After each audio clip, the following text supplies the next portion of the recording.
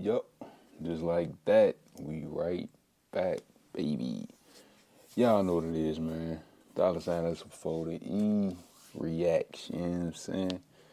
Hopefully y'all good. How y'all doing? Y'all straight? Good? You been alright? It's been a minute, right? Let us know. What's new with you though? You know what I'm saying? Put in the comments what y'all got going on.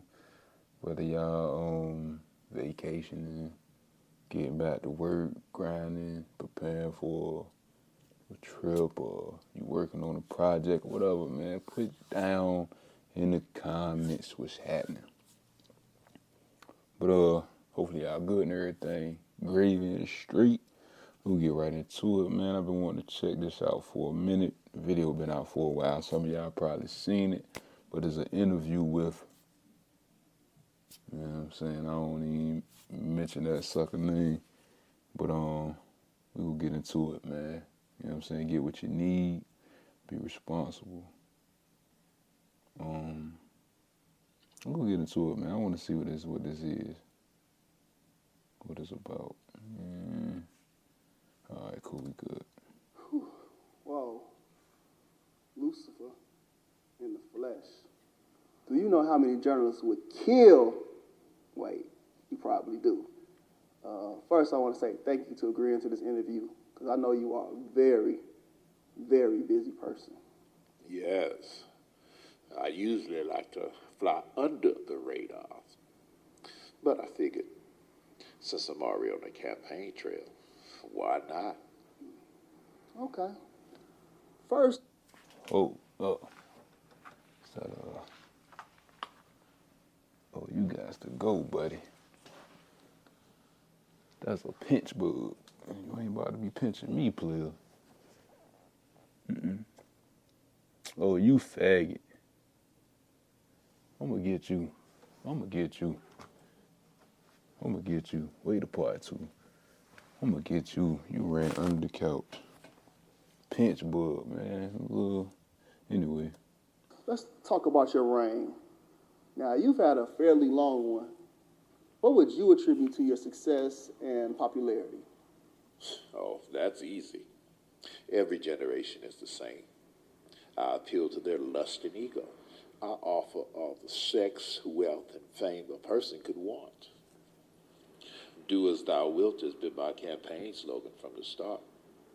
And my campaign platform hasn't changed either. I run on the same three issues every generation. Lust of the flesh, lust of the eyes, and pride of life. Okay. When you say lust of the flesh, what exactly? Hey, I ain't gonna flex. I don't know what y'all beliefs is, and religions or whatever. So far,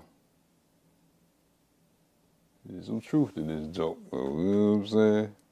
Less of the eye, less of the flesh, and definitely pride, for sure.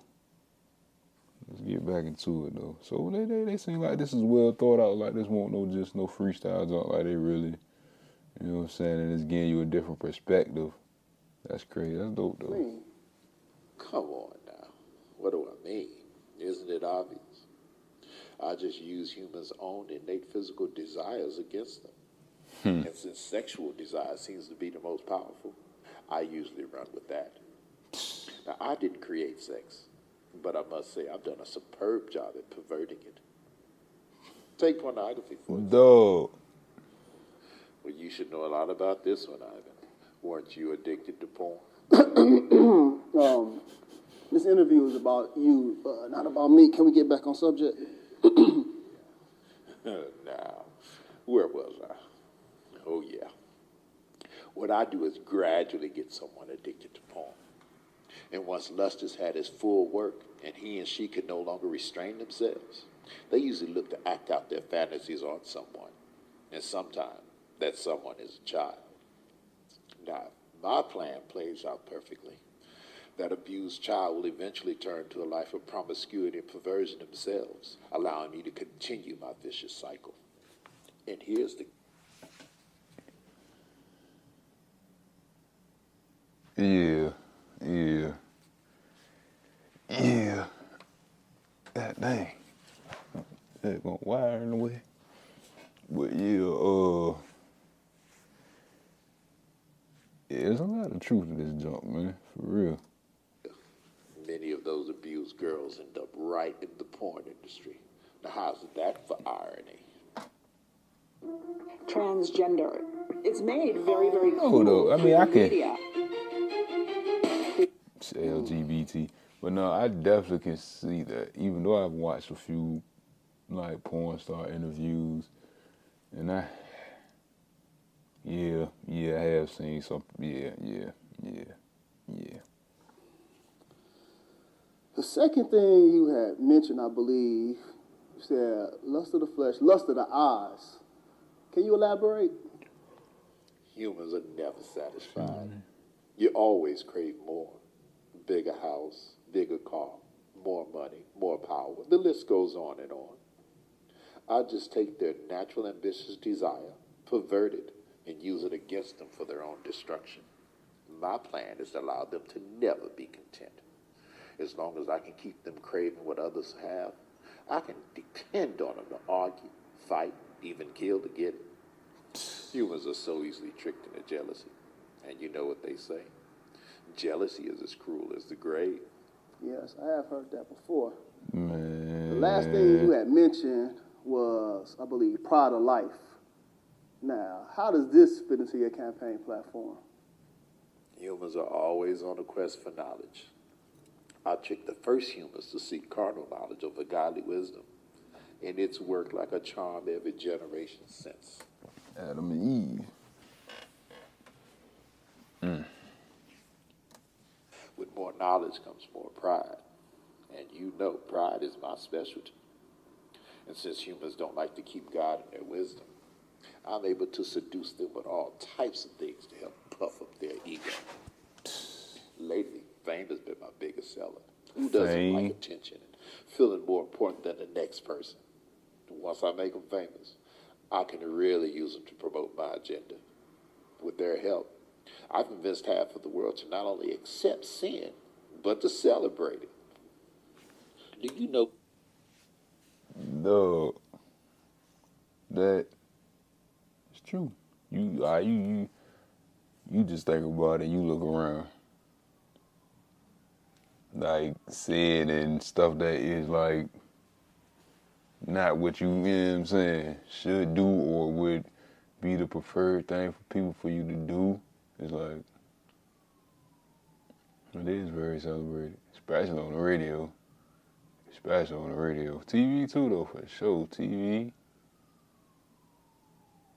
schools, sports, everything, everywhere, dog. Did my most enjoyable pride campaign to date?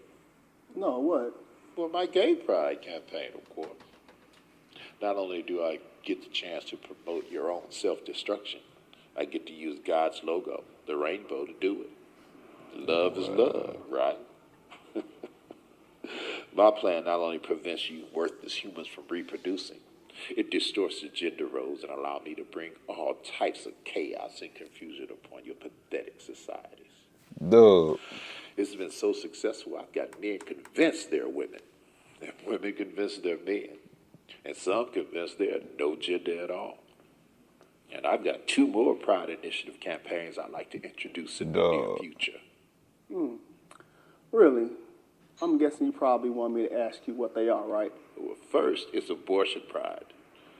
Now, I think we can pull this off. Abortion pride. That'd be crazy. That'd be crazy. That'd be crazy. Cause like, that'd be crazy. Society is definitely ready for it. I've enlisted to help a Planned Parenthood to work with marketing and promotions. And all we'll have to do is silence the so-called abolitionists and pro-lifers, because the rest of the church doesn't seem to care. And second is pedophilia pride. Now, society might not be ready for this one just yet, so we'll hold off. I need to desensitize them a little more before we introduce it. Okay. Let's change gears for a minute and talk about policy. What? Some may consider your policies destructive, dangerous even. What would be your response to that? What would you say to your detractors? All of my policies are aimed to do one of 3 things. either steal, kill, or destroy. And if it's not doing one or all three of those things, then it's not in my agenda, and I'm not promoting it. Okay. I'm happy you said that. It seems as if you promote your agenda differently to different ethnicities. If so, why? Of course, I'd be a fool not to. Take black people, for instance. As a people, they're super spiritual, so I can't really convince them that there is no God. What I have been able to do as of late is convince them that he's not the God of the Bible.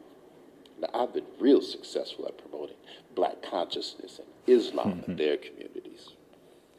I'm so happy you mentioned black people. It seems as if we've been at the very top of your agenda for quite some time. Why is that? A few reasons. Black people help me reach the masses. Now, as you know, I was over music in heaven. My beats were Message. dope. I got over a third of the angels to follow me. And once I got here to the earth, I needed artists and entertainers to help me promote my message here. Who better than black people? Black people possess all the natural rhythm and music ability that I need. And it's easy for me to influence them with money since so many of them grew up without it. Another reason I target black people is because they're strong mentally and physically. If black men were to ever find their identity in Christ, I'd be in trouble. So I try my best to destroy the black family structure. That's all right. And keep black men away from his family. That's all right. We rising up. Don't even trip. We rising up. And we something to be reckoned with. A real problem for sure. And the church. Drugs and incarceration are a couple of my more popular means. Without the head of the household present, I can become the head and influence the children without too much resistance. So you mean to tell me that your policies are intentionally racist against black people? Racist? This has got to be the best law I've ever come up with. Now, I can't believe that humans still believe they're different races. But to answer your question, yes. It has always been my policy to target and isolate a group of people. And out of all my strategies, this skin color thing has worked the best. I definitely want to keep white people and black people separated. As long as I can keep black people bitter and white people offended, I'm good. Hopefully black people never forgive. That way I can continue to use them. Okay, my question is, what role, if any, does your administration play in this black-on-black crime epidemic? Well, as great as my role don't it administration play? is, we can't take all the credit for this. Black people help us tremendously. By aborting so many of their babies, they allow us to bring death to their communities. As the Bible says, they sow the wind and reap a whirlwind. When implementing all of these policies, do you ever face any resistance or pushback? And if so, from who? One group in particular try to oppose every policy I try to implement. I would be so much further along in my agenda if it wasn't for them. Really? So what group is that? Those pesky, born-again Jesus followers. They're a real thorn in my side.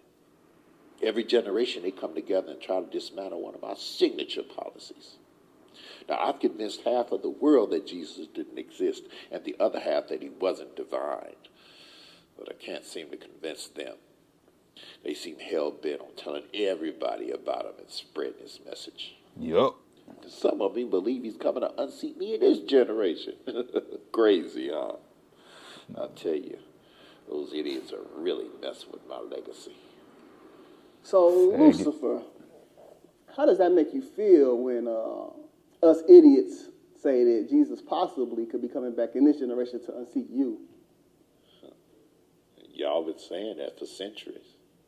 I just use it as motivation to get as much of my agenda pushed through and deceive as many people as possible before he returns. I think I've done pretty well. My record speaks for itself. About 150,000 people die each day, and most of them don't know Jesus. 150,000 Yeah, but people. you know And he real. Well, you know what? This concludes our interview. I want to say thank you for open, honest, pretty frank discussion with me. Is there any last words you would like to leave with our viewing audience? Yes. I'd like to take this moment and give a special thank you to two groups of people. First, I want to say thank you to all my followers. You are the hands and feet of my administration, and we could do nothing without you. Keep up the good work spreading my message. And second, I'd like to say thank you to the divided church. I love the way you argue and use your passions to fight amongst each other. Keep up the good work. There's really no rush to tell people about Jesus. You all have plenty of time.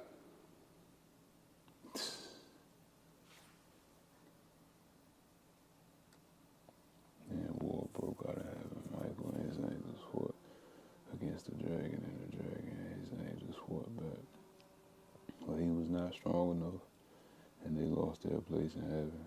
The great dragon was hurled down, that ancient serpent called the devil, or Satan, who leads the whole world astray. He was hurled to earth, and his angels with him.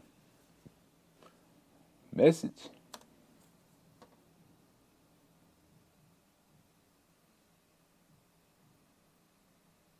I'm guessing that's the whole jump. Oh, wait. And I heard it loud. This is like, I forgot what part of the Bible this is. Then I heard a loud voice in heaven say, now have come the salvation and the power and the kingdom of our God and the authority of his Messiah. For the accuser of our brothers and sisters, who accuses them before our God, day and night has been hurled down. That's crazy though. Like, even put that whole junk into thought. They triumph over him by the blood of the Lamb and by the word of their testimony. They did not love their lives so much as to shrink from death.